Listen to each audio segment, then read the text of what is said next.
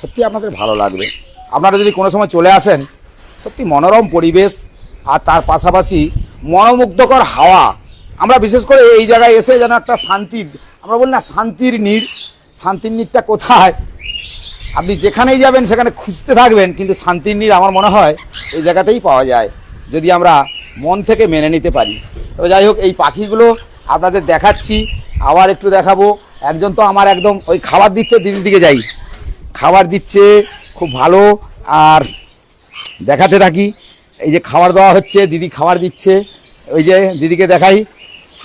দিদি খাবার দিচ্ছেন, কি খাবার দিচ্ছেন এদেরকে? গাজর, ডিম। গাজর ডিম দিচ্ছেন? হ্যাঁ। বাহ, আর এদের তো খাবারে প্রচুর খরচা। হ্যাঁ, খরচা, মানে খাবারে প্রচুর টাকা খরচা হয় তো। হ্যাঁ মানে এরা যা খায় ও সে একটা মানুষের থেকেও বেশি খেয়ে ফেলবে। হ্যাঁ হ্যাঁ খরচা তো প্রচুর। হ্যাঁ, প্রচুর। তো দিদির সঙ্গে কথা হলো, এই পাখি দেখতে পাচ্ছেন পাশে রয়েছে, তো ওই দিদিরা রয়েছে, সব এক ঝাঁক করে উড়ে যাচ্ছে। তো দিদি কি নাম আপনার? সুমিত্রা জানা। আপনার কি নাম? অনিতা দাস। অনিতা দাস।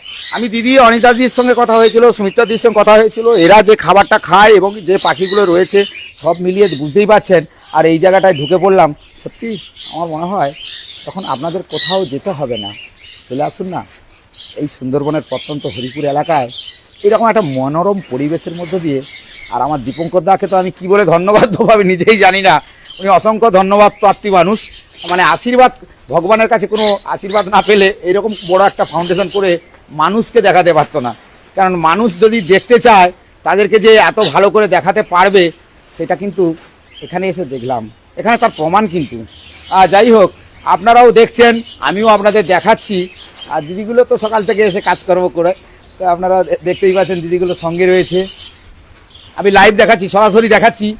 আর দীপঙ্কর দা নিশ্চয়ই দেখছেন, আপনিও দেখছেন, আপনার ফার্মে আমি লাইভ দিচ্ছি। আপনি নিশ্চয়ই গ্রামীণ কৃষি শিল্প সমাচার পত্রিকার ফেসবুক পেজে আমি লাইভ দিচ্ছি। আর এরপরে ইউটিউবে আপনার এটা আবার ছাড়বো। তবে আপনাকে আপনার ছবি পেতাম যদি, বা আপনার সঙ্গে কথা বলতে পারতাম, নিশ্চয়ই আরও ভালো হতো, বোঝাতে পারতাম মানুষকে, কারণ আমি এতটা বুঝি না। আর এদের ভাষা তো আমি কিছুই বুঝি না, এরা কি বলছে, কিচমিচ করে বলছে। দিদি কিছুটা হলে আমাকে বুঝিয়ে বলেছে, তো এদের ভাষা আমি বলতেও পারবো না। তবে আমি চেষ্টা করছি আর একটু দেখাবো, আপনাদের দেখাই, কারণ এইগুলো আমাদের ভাষার বাইরে। তবে এরা সত্যি আমাদের কথা বোঝে, আমরা হয়তো ওদের কথা বুঝি না, কিন্তু ওরা আমাদের কথা বুঝে। ওরা আমরা কি বলছি, কোথায় যাচ্ছি।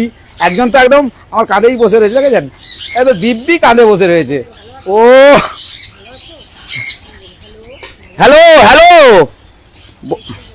চলুন, কে বলছে হ্যালো?